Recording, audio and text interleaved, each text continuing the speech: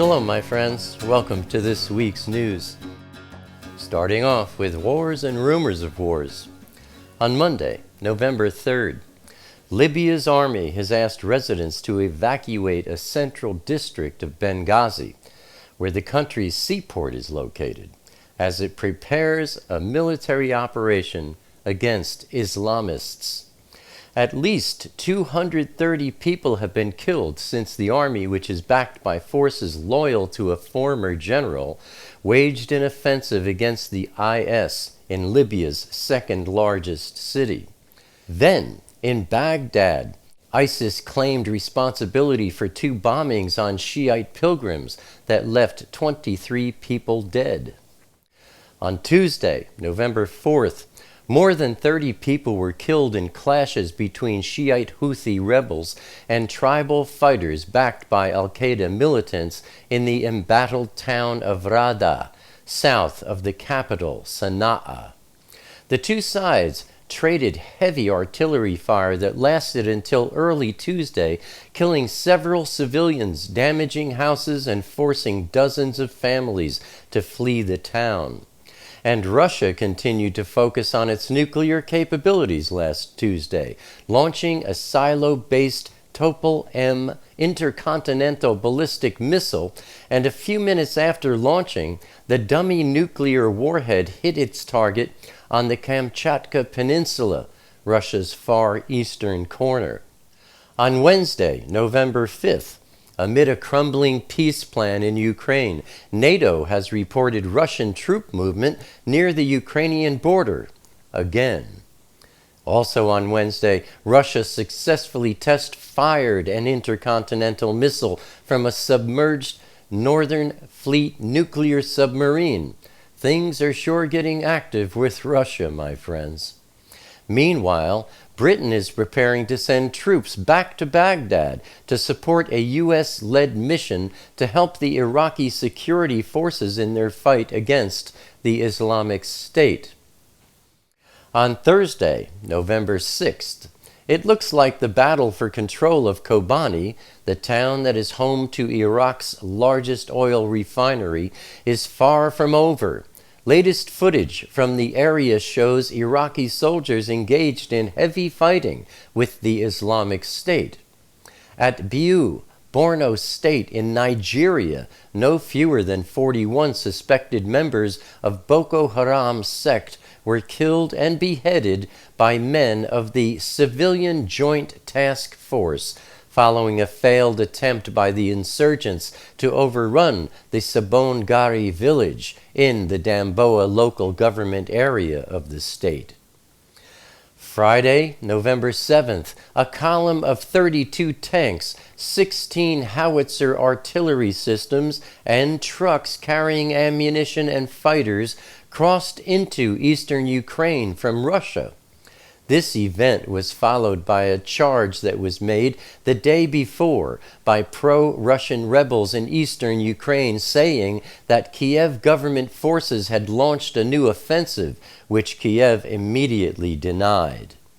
The ceasefire has looked particularly fragile this week, with separatists and the central government accusing each other of violations after separatist leaders held elections in the self-proclaimed People's Republics last Sunday. 24 hours later, the troops defending the Donetsk airport had killed at least 200 Islamic fighters. And in Gaza, Hamas announced the creation of a new armed force called the Popular Army, saying it was ready for any future conflict with Israel, especially concerning the liberation of Palestine. Saturday, November 8th, an al-Qaeda-linked bomber blew up his explosives-laden car at a Houthi gathering in Rada'a city, killing 70 Shiite Houthi militants in Yemen's central Al-Baida province. Sunday, November 9th, Prime Minister Benjamin Netanyahu warned the 6 world powers, including the United States, against caving to Iranian demands to pursue its nuclear program just so that it can meet a November 24th deadline to conclude a deal with Tehran. Quote, "The international community faces a clear choice," Netanyahu said. "It can cave to Iranian demands in an agreement that would be dangerous for Israel and the world, or it can stand firm and insist that Iran dismantle its capacity to produce nuclear weapons. Israel will not support any agreement that allows Iran to be a threshold nuclear state." Obama has betrayed the United States of America with a secret letter to Iran. President Obama's 4th secret letter to Iran's supreme leader, Ali Khamenei, supposedly went something like this: "You help us in the fight against the Islamic State, and we will look the other way in your effort to develop and acquire a nuclear weapons capability." In short, Obama is willing to sell out America's national security in the process of making himself look good in fighting the new terrorist entity in Iraq, the Iraq where he removed troops to get reelected. The consequences to America's security be damned. Now, the American public and Obama's Rasputin advisor have told him that he will go down in history as the president who lost the Middle East, who maybe was a terrorist himself.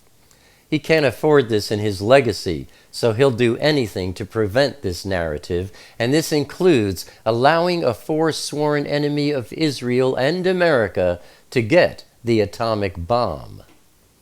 Iran has declared multiple times in recent memory that their goal is the destruction of Israel, and they have supported terrorism all around the world, not just the Middle East.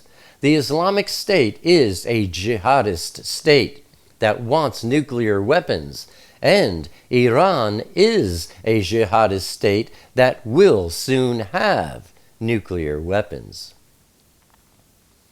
Vladimir Putin.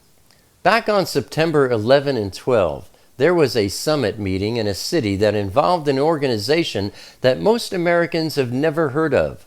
The place was Dushanbe, the capital of Tajikistan. The group that met there is the Russian president's baby. It's the Shanghai Cooperation Organization, also known as SCO, consisting of 6 member states: Russia, China, Kazakhstan, Kyrgyzstan, Tajikistan, and Uzbekistan. The participants in Dushanbe signed documents that addressed the relevant issues: a model memorandum of the obligations of applicant states for obtaining SCO member state status, and the procedure for granting the status of the SCO member states. This is extremely important, both to Russia and the West, because 2 of the nations clamoring for inclusion loom large in geopolitics: India and Pakistan, and waiting in the wings is yet another major player, Iran. We should care what's going on inside the SCO, because once India and Pakistan get in, and they will, and Iran follows shortly thereafter, it'll be a geopolitical game changer. Putin is taking a leadership role in the creation of an international alliance among 4 of the 10 most populous countries on the planet. Its combined population constitutes over 40% of the world's total, just short of 3 billion people, and it encompasses the 2 fastest growing global economies. Adding Iran means its members would control over half of all natural gas reserves, and development of Asian pipeline networks would boost the nations of the region economically and tie them more closely together. If Putin has his way, the SCO could not only rival NATO, it could fashion a new financial structure that directly competes with the IMF and the World Bank. The new development bank, formerly the BRICS Bank, created this past summer in Brazil, was a first step in that direction, and that could lead to the dethroning of the US dollar as the world's reserve currency, with dire consequences for the American economy. Putin's ultimate aim is to stage an assault on the dollar that brings the US down to the level of just one ordinary nation among many, and in the process to elevate his motherland to the most exalted status possible. Now I understand why Putin has been puffing up his chest so much lately. Ebola update. Previously, I reported that the Ebola virus was not a scam, but I am now retracting that statement, my friends. I've done some deeper research on this subject, and I now believe that the virus itself is certainly no scam. However, all the alarming news reports on this are nothing more than a promotional campaign for mass inoculation, or pharmakeia, as seen in the book of Revelation as magic or sorcery, and social control. They, who are they anyway? Well, they are the ones whose social programming you are supposed to accept and believe. They have a huge promo campaign going on that is shouting the catchphrase, "Ebola is real." Why is that? Could it be because it isn't? If so many people are dropping all over the place, why would they need to convince anyone that it is real? Every time we see photos or videos of Ebola containment centers constructed to handle these thousands of cases, all we ever see are less than a handful of people. Further, the people of Sierra Leone believe that this is nothing but a government conspiracy, and they're the ones who are hardest hit. So what does that tell us? People rioted against a hospital in Sierra Leone, saying that the hospital was killing people using the Ebola virus to do so in the interest of obtaining usable body parts. Authorities said that it was a rumor spread by a nurse who was mentally ill. A nurse? Mentally ill? Why would they employ a nurse who was mentally ill? Now, if any employee says anything scandalous about the corporation they work for, isn't mental illness the very tag any corporation would look to hang on that employee? Another report revealed how formaldehyde was being put in community water systems, causing Ebola-like symptoms leading to coma and death. More crazy attempts at making Ebola look like it is a real threat, which to me reveals how much it is not a threat, but rather a propaganda campaign. There are videos being heavily promoted by the LameStream Media where people are obviously being paid to act the part of a dying Ebola victim, only to be seen later walking away in perfect health with a fat wad of cash in their hand. No, there is far too much information against this Ebola scare to give it the credence it is crying out for, my friends. They are planning on rolling out an untested Ebola vaccine in the very near future, releasing it to the public. My advice? Don't you dare do it. Psalm 37, verse 8 says, "Do not worry, it only leads to evil." We should never buy into fear-mongering of any kind from anyone. Genetically modified corn. You know, I'm afraid to buy corn in any form anymore. If I could grow it in my backyard, I would even be concerned about the seeds I'm planting. Millions of bees were found dead after genetically modified corn was planted in Ontario, Canada. This isn't new news, but it should be known news. With increasing bee deaths and consumer petitions targeted to places like Home Depot and Lowe's, who sell neonic insecticides, the U.S. Department of Agriculture has failed to ban neonicotinoids manufactured primarily by Bayer Crop Science, Inc. These insecticides are known to seep into pollen and nectar, damaging beneficial insects such as bees.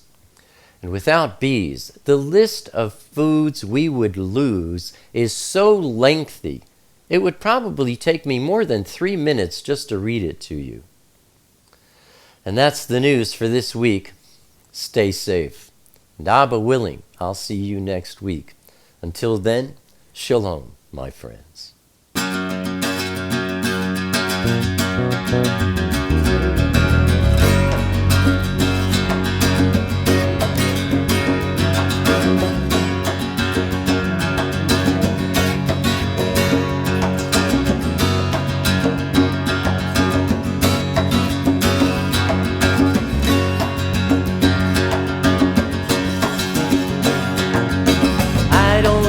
Crowded rooms, I need more space than I consume.